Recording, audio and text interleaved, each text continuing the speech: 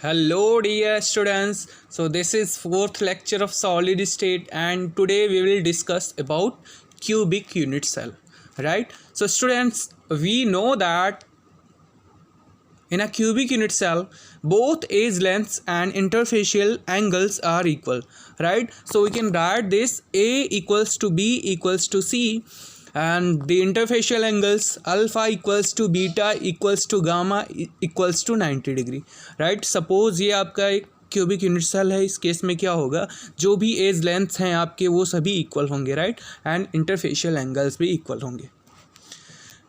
Clear.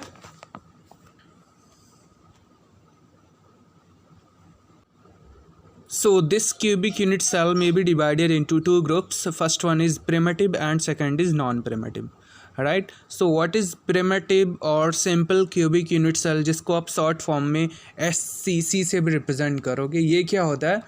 That type of unit cell in which the constituent particles like atom, ions or molecules are occupied only all the corners, right?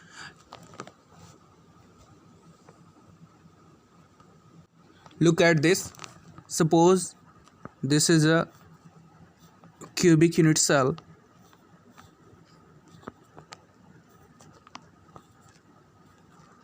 Right. यहाँ पर क्या होगा, जो भी constituent particles होंगे वो सभी ओनली कॉर्नर्स पर होंगे.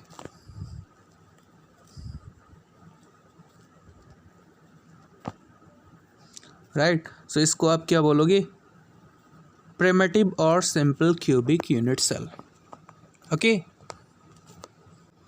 And non primitive unit cell जो होते हैं वो आपके दो टाइप के होते हैं. First is body centred cubic unit cell, जिसको आप शॉर्ट फॉर्म में BC से रिप्रेजेंट करोगे, राइट. एंड जो सेकंड टाइप का आपका नॉन प्रिमिटिव यूनिट सेल होगा which is known as face centred cubic unit cell, और आप इसको शॉर्ट फॉर्म में FCC से रिप्रेजेंट करोगे, राइट. सो आप देखो body centred cubic unit cell क्या होंगे. So in case of body centered cubic unit cell, the constituent particles are occupied at all corners as well as at the body center, right? So look at this. Suppose this is a cubic unit cell. यहाँ पर क्या होगा, जो भी constituent particles होंगे आपके वो सभी corners पर होंगे, right?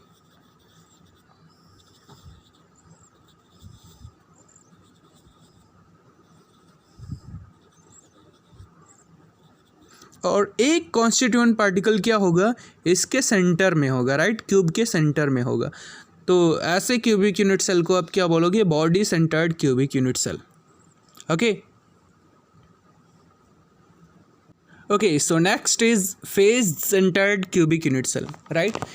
तो face centred cubic unit cell क्या होते हैं, that unit cell in which the all constituent particles are occupied at all the corners as well as middle of the each phase, right. यहाँ पर जो भी constituent particles होंगे वो सभी corners पर होंगे, साथ ही साथ जितने भी faces होंगे वहाँ पर होंगे. तो क्यूब के केस में जनरली faces कितने हो जाएंगे, 6. तो यहाँ पर क्या होगा, जो भी constituent particles होंगे उनका अरेंजमेंट इस तरीके से होगा. Look at this.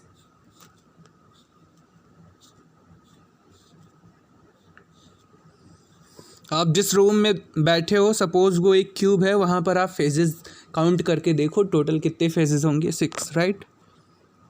सो ये हो गया आपका कॉर्नर.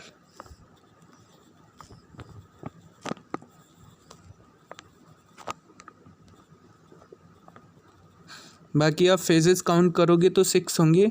एक फेज ये हो गया, दूसरा इसके दिस ये हो गया आपका, ये हो गया, राइट, एक ये हो गया.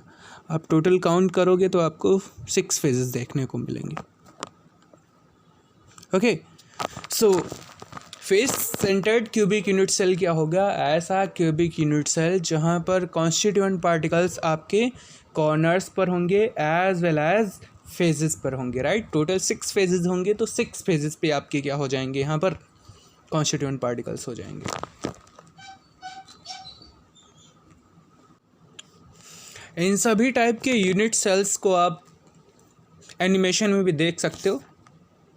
Look at this.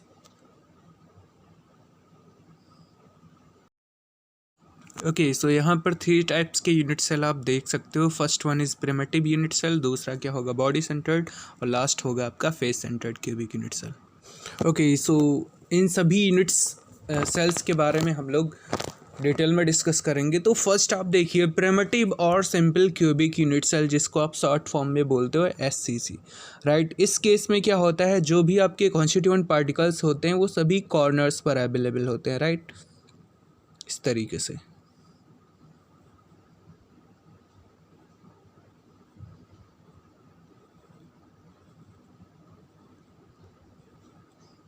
राइट, आप इसको एनिमेशन में देखो तो आपको और भी अच्छे से समझ में आएगा। So look at this. So आप इस फिगर में इजीली देख सकते हो, ये आपका क्यूबिक यूनिट सेल है, जहाँ पर यहाँ पर जितने भी कॉन्स्टिट्यूएंट पार्टिकल्स हैं वो सभी कॉर्नर्स पर अवेलेबल हैं, राइट।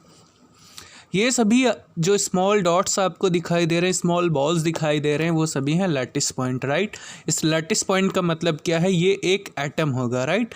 यानी कि अगर इसको आप बड़ा करोगे तो ये जितने भी एटम्स हैं वो एक दूसरे को इस तरीके से टच करेंगे, राइट। यहाँ पर टोटल नंबर ऑफ एटम्स कितने हो जाएंगे, 8, राइट।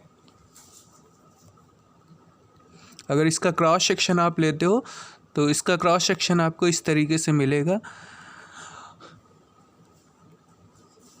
राइट। अब यहाँ पर देखो एक बॉल जो होगा वो टोटल 8 यूनिट सेल को कवर करेगा। यानी अगर एक पूरे बॉल को अगर हम देखें तो वो टोटल कितने नंबर ऑफ यूनिट सेल को कवर करेगा, 8। दैट मीन्स यहाँ पर एक एटम का 1/8 पार्ट केवल एक यूनिट सेल में होगा, राइट। आई थिंक ये बात आप लोगों को समझ में आ रही होगी। Okay, so look at this. जो टोटल नंबर ऑफ एटम्स होंगे in case of simple cubic unit cell वो कितना हो जाएगा, आपका 8 हो जाएगा, राइट। एंड अगर एक एटम के कंट्रीब्यूशन की आप बात करते हो तो वो कितना होगा, 1/8 होगा। दैट मीन्स एक एटम इस एक यूनिट सेल के कितने पार्ट को कंट्रीब्यूट करेगा, 1/8 को, right. So we can write this contribution per atom in a unit cell is equal to 1/8। आप इसको इस तरीके से मेंशन कर लेना, contribution of per atom in a unit cell is equal to 1/8। अब यहाँ पर देखो जो टोटल नंबर ऑफ एटम्स हैं वो हैं 8, तो in total number of atoms के अकॉर्डिंग अगर आप कंट्रीब्यूशन देखते हो तो वो कितना हो जाएगा, 1 हो जाएगा, राइट। यानी total number of atom per unit cell is equal to 1।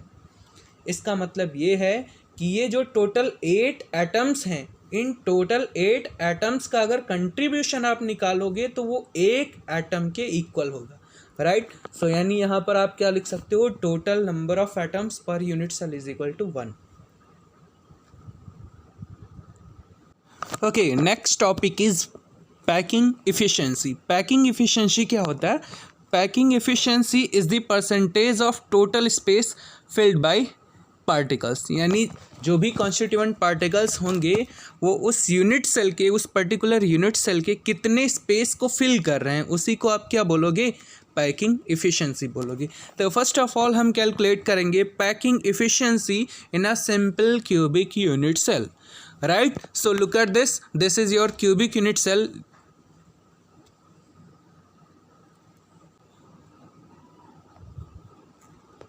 Right, यहाँ पर आप देख सकते हो कि जो भी कॉन्स्टिट्यूएंट पार्टिकल्स होंगे वो सभी कॉर्नर्स पर होंगे, राइट। तो अगर ये आपका क्यूबिक यूनिट सेल है तो एक एटम यहाँ पर होगा और दूसरा एटम ये हो गया, right.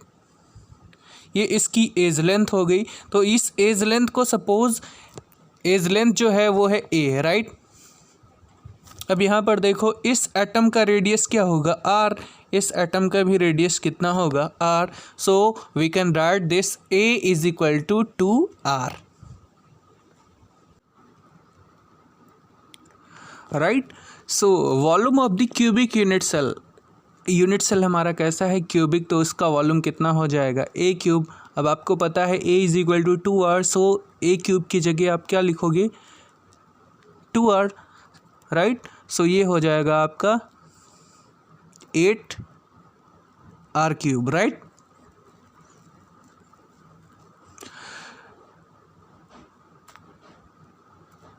Right. So since a simple cubic unit cell contains only one atom, right?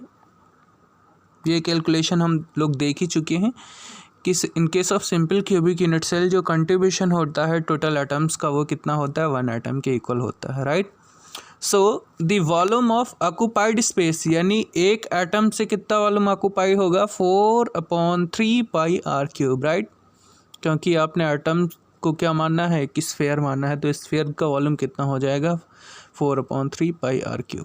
So packing efficiency is equal to, formula हमारा क्या बन सकता है, packing efficiency is equal to volume of 1 atom upon volume of a cubic unit cell into 100 आपको कर देना है, right?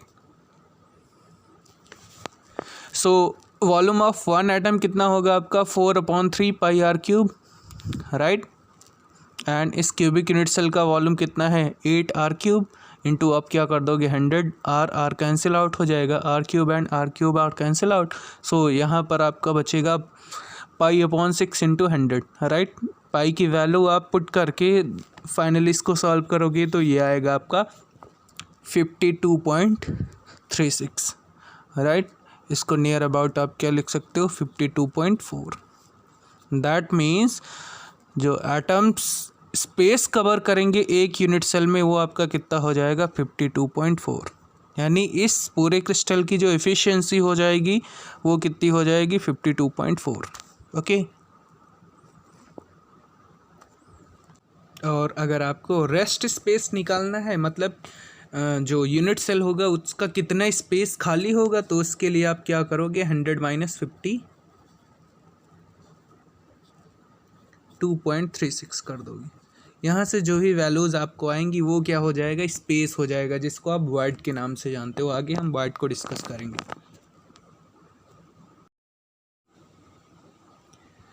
Okay, so next topic is calculation of density of unit cell, right? So we know that density is equal to, आपका formula क्या होता है, mass of unit cell upon volume of unit cell. अब cubic unit cell है, उस case में as length क्या होगा आपका, ए आपने कंसिडर कर रखा है, तो वॉल्यूम ऑफ यूनिट सेल कितना हो जाएगा, A into A, that means a³, right? So mass of unit cell अगर आपको कैलकुलेट करना है, यूनिट सेल का मास क्या होगा, उसके लिए आपको क्या करना पड़ेगा, number of atoms in unit cell, यानी उस यूनिट सेल में नंबर ऑफ एटम्स कितने होंगे और हर एटम का मास कितना होगा, राइट? यानी mass of each atom. So we can write this mass of unit cell is equal to z into m, where z is equal to क्या हो जाएगा, number of atoms in unit cell, and small m is equal to mass of each atom, right? So mass of an atom present in the unit cell, right? अगर एक atom का आपको mass calculate करना है तो उसके लिए आप क्या करोगे, मोलर मास अपॉन Na कर दोगे, राइट? मोल कॉन्सेप्ट में यह चीज़ आप लोग पढ़ चुके हो, राइट? सो यहाँ पर अगर एक एटम का आपको मास बताना हुआ तो उसके लिए क्या करोगे, मोलर मास अपॉन क्या करोगे, अवोगाड्रो नंबर से डिवीज़न कर दोगे, तो एक एटम का मास आपको पता चल जाएगा। So therefore density of unit cell is equal to क्या लिखोगे आप, z। यहाँ पर देखो आप, मास ऑफ यूनिट सेल ये कितना होगा, z इंटू m, यहाँ से ये वैल्यू आप पुट करोगे, and volume of unit cell क्या हो जाएगा, a³, राइट? अब स्मॉल m की जगह आप क्या लिख सकते हो, कैपिटल M अपॉन Na, जहाँ पर कैपिटल M क्या होगा, मोलर मास, एंड Na होगा अवोगाड्रो नंबर। सो आप यहाँ पर density rho is equal to क्या लिख सकते हो, z into capital M upon a³ into Na, जहाँ पर ये z क्या होगा, नंबर ऑफ एटम्स हैं, right? So in case of simple cubic unit cell z की वैल्यू कितनी होती है, 1, राइट? तो अगर डेंसिटी कैलकुलेट करनी है आपको किसी भी सिंपल क्यूबिक यूनिट सेल का, तो आपको वहाँ पर z लिखने की ज़रूरत नहीं है, डायरेक्टली आप z की वैल्यू 1 पुट कर दो, तो rho is equal to, in case of simple cubic unit cell density is equal to क्या हो जाएगा, molar mass upon a³ into Na, right? तो इस तरीके से क्या कर सकते हो आप, सिंपल क्यूबिक यूनिट सेल की अगर आपको डेंसिटी कैलकुलेट करनी है तो इस तरीके से इजीली कर सकते हो। So thank you so much student, आज के लिए इतना ही। अगर आपको क्लास अच्छी लगी है तो लाइक कीजिए, कमेंट कीजिए एंड सब्सक्राइब और शेयर कीजिए। मिलते हैं नेक्स्ट क्लास में। नेक्स्ट क्लास में हम लोग पढ़ेंगे body centred cubic unit cell. साथ ही साथ इस चैप्टर से जो अभी हम लोग पढ़ चुके हैं सिंपल क्यूबिक यूनिट सेल, उससे रिलेटेड न्यूमेरिकल्स भी करेंगे, right. So thank you so much student, मिलते हैं नेक्स्ट क्लास में। Thank you.